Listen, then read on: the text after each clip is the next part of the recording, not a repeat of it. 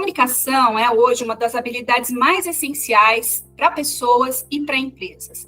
A gente está num mundo cada vez mais conectado, mas a pergunta que fica é: será que a gente está se comunicando melhor, com tanta rapidez, agilidade de informação e tudo aquilo que a gente precisa passar como mensagem? Bom, para falar sobre isso, eu convidei a minha super amiga e mais do que chefe, Sônia Azevedo, uma profissional super experiente e que há muitos anos justamente defende a inclusão de histórias, de questões humanizadas na narrativa de executivos do mundo todo. Soninha, obrigada por aceitar o meu convite e vai ser uma delícia conversar com você. Um prazer enorme estar aqui contigo, de novo, compartilhando histórias. Bom, lá se vão muitos anos de treinamentos, de histórias corporativas e de narrativas que a gente ajudou muita empresa a criar, né? Agora, por que é tão importante contar histórias no meio de toda essa conversa, Soninha? Bom, primeiro porque histórias conectam pessoas desde que o mundo é mundo, né? Tem alguma coisa na história que você conta que me abre um link na cabeça, que passa um filminho na minha cabeça, aí eu vou me sensibilizar com aquilo que você está contando. E isso vai gerar também interesse por parte de todo mundo que está te ouvindo. E é interessante você fazer essa primeira pergunta. Ontem eu estava numa turma, uma aula inaugural na Gastromotiva, no Rio de Janeiro, e essa aula inaugural de uma turma de cozinha básica. São pessoas de origem muito humilde, e são 38 alunos nessa primeira turma deste ano. Ano passado foram 14 turmas, foi uma loucura. Esse ano, a primeira turma, a gente está começando agora. E aí foi interessante, porque cada um teve um tempinho para se apresentar. Mas do pouquinho que cada um teve, e aí era alguém que era da Maré, alguém que era da Rocinha, alguém que era da Baixada Fluminense, de Duque de Caxias.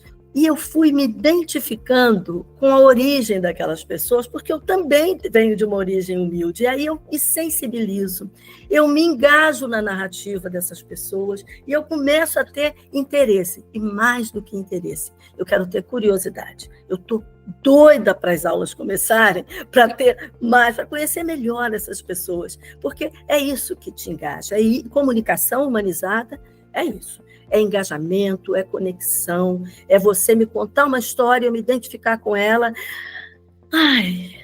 A boa comunicação humanizada, ela não acontece aqui, ela acontece aqui, né, Mônica? A gente sabe disso. Verdade. E é isso que você disse, a questão dessa conexão, porque a audiência se coloca no lugar daquela pessoa que está contando a sua história, o seu exemplo de vida, aquela parte real, né, da sua vida naquela história.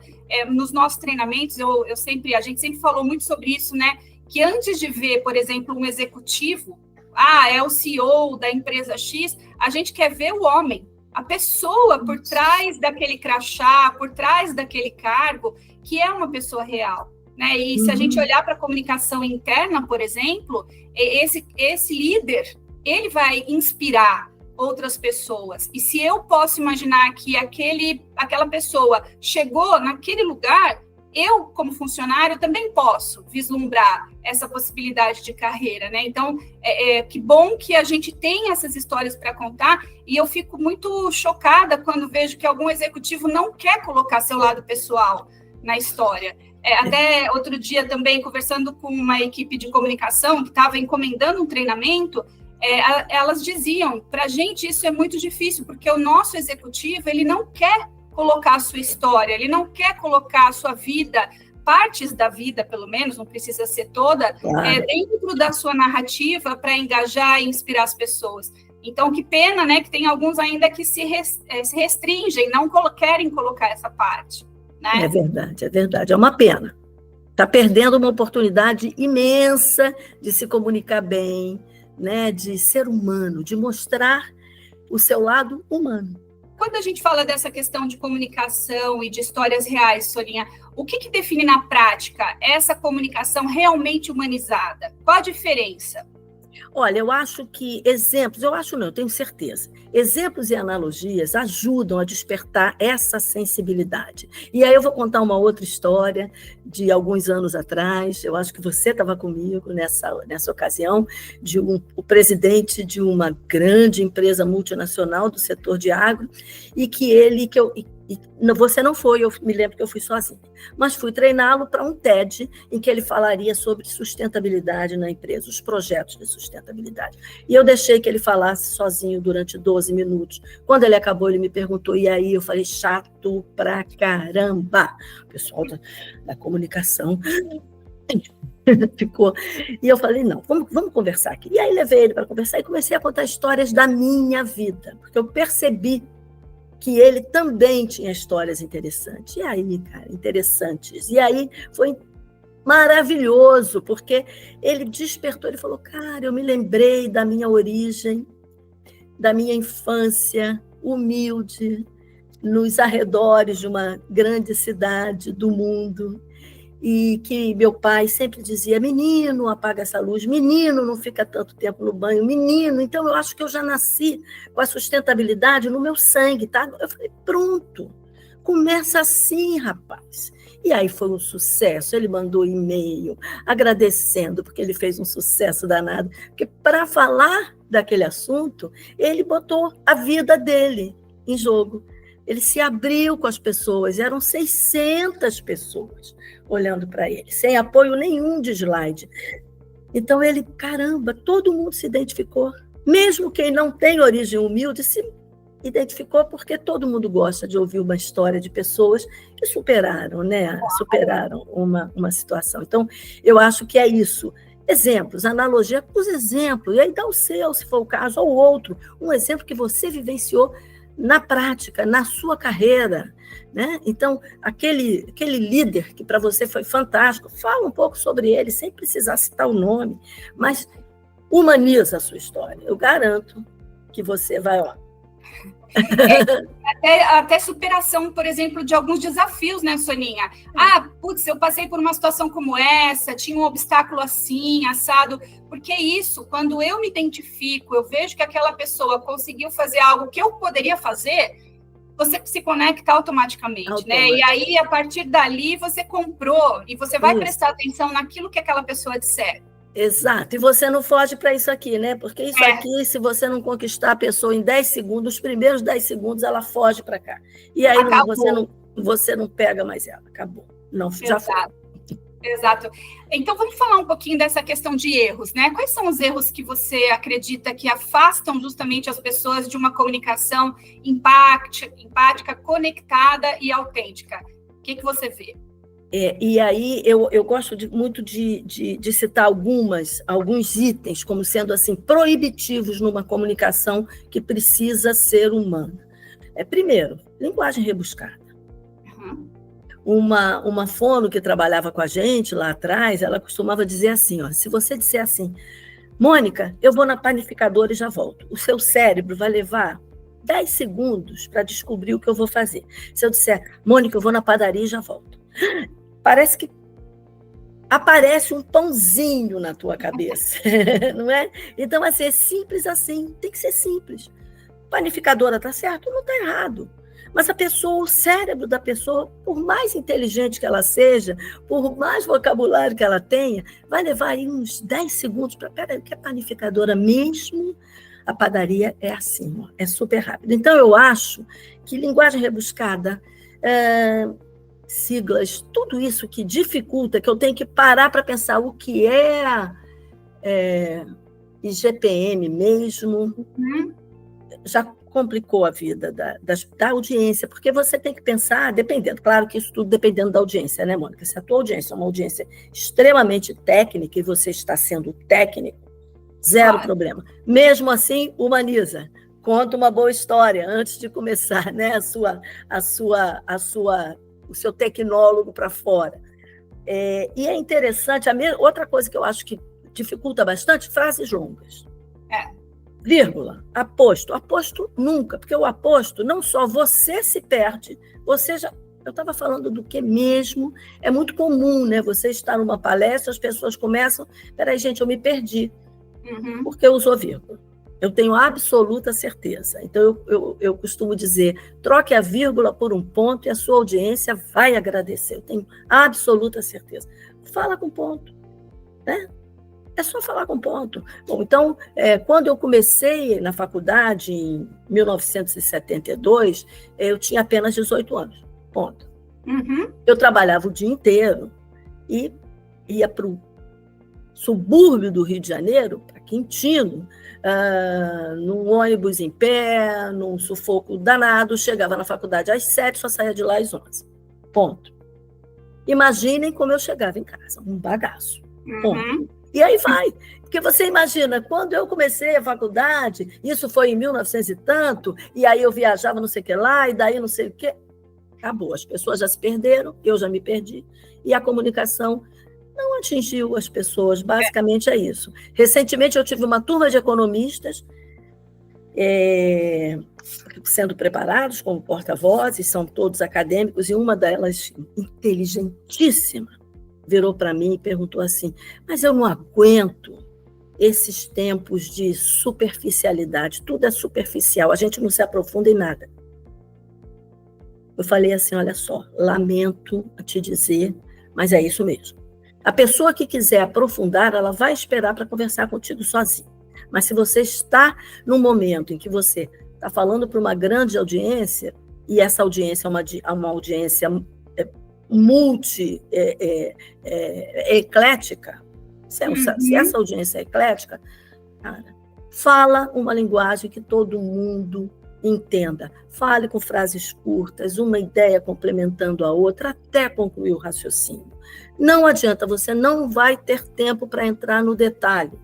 Se alguém da plateia tiver interesse, vai esperar no final, vai dizer, me explica direitinho como é que é aquilo, e você vai ter a tua oportunidade, a oportunidade de se aprofundar. E você provoca, né, essa curiosidade. A gente sabe, tem muitas técnicas que podem ajudar, né, os executivos a provocar essa segunda conversa, né, Soninha? É verdade. Você falou muito das histórias, né, e contando, por exemplo, a sua história da faculdade, a gente não pode esquecer que a história também tem um poder absurdo de fazer com que a gente leve a pessoa que está ouvindo a gente para aquele lugar que a gente está contando. Então, quando você contou da faculdade, eu fui com você. Né? Depois do trabalho, no ônibus, chegando na faculdade, depois chegando em casa, pensando como você deveria estar cansada, com aquela rotina toda. Então, a história também tem esse poder, né, de deixar na gente as imagens mentais.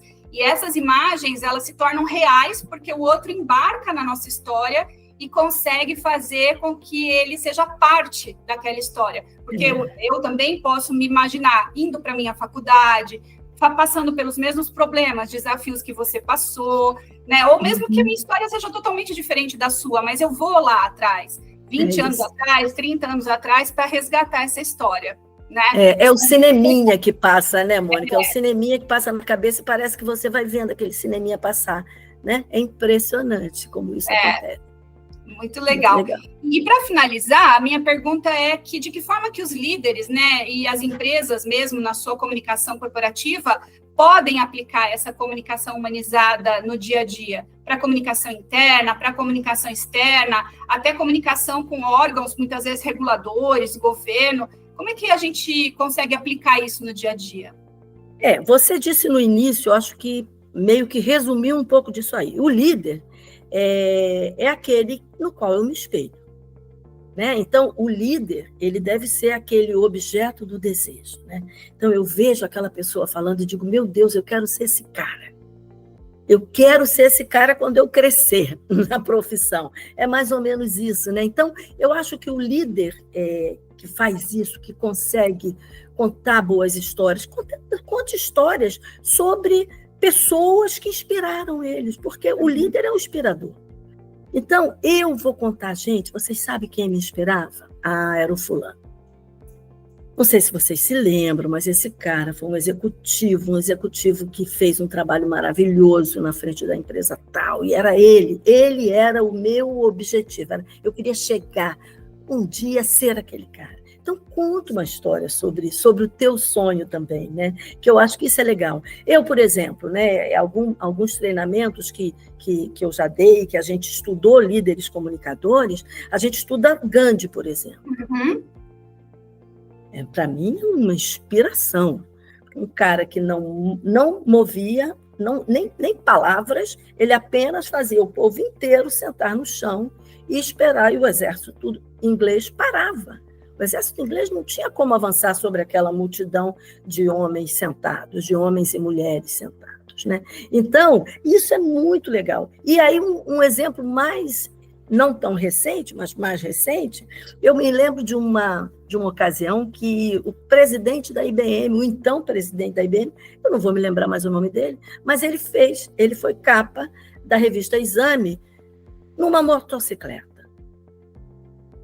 Imagina, a IBM, o monstro que era a IBM naquele tempo, né? Acho que era uma das maiores empresas do mundo, era a empresa de maior valor, né? Com maior valor de mercado, e o cara numa moto com jaqueta de couro, pá, pá, pá. Eu achei aquilo o máximo, aquilo foi revolucionário. Isso já tem aí uns, sei lá, uns 15 ou mais, 15 anos ou mais. Então, assim, é isso, né? Para ser líder, você precisa inspirar as pessoas, né? Ser inspirador e ser aspiracional, mais do que ser inspirador. Eu quero ser esse cara. Eu quero muito chegar ao nível de excelência desse cara. É isso que eu quero ser, um cara humano, um cara bacana, um cara que conta história para a gente. Isso, um bom líder é aquele que compartilha histórias, e histórias suas, sim, pessoais e profissionais. Claro que, tá bom, eu não quero contar pessoal, então conta profissional.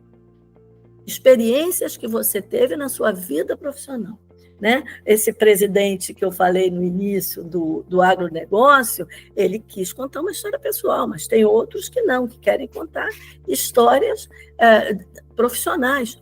Ótimo! Me lembro de um que contou que aprendeu a fazer um foguete, a fazer foguete.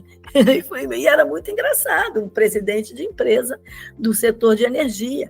E era muito interessante. Então, pronto, fala do seu foguete, rapaz. Aproveita a analogia do foguete, né, que sobe e começa a estimular as pessoas a terem grandes ideias para fazer com que a empresa alcance os resultados, etc. Olha que coisa bacana, né? Pode usar a analogia do foguete, que ele aprendeu a construir, né, quando garoto, com o objetivo da empresa, da equipe, de fazer a empresa crescer cada vez mais, por exemplo.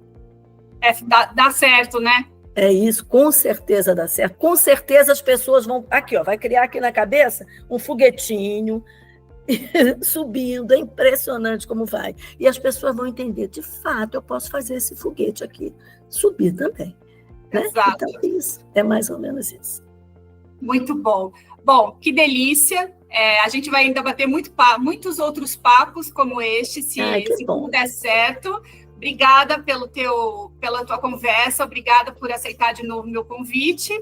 Imagina, obrigada a você pelo convite. Muito bom. É sempre tão bom a gente conversar e trocar, né? Trocar experiência. É verdade. E agora o meu convite fica para você que viu esse vídeo até o final. Conta para gente, para mim e para a Soninha, que histórias você tem contado aí na sua empresa, ou que histórias precisam ser contadas e ainda não são. E até a próxima.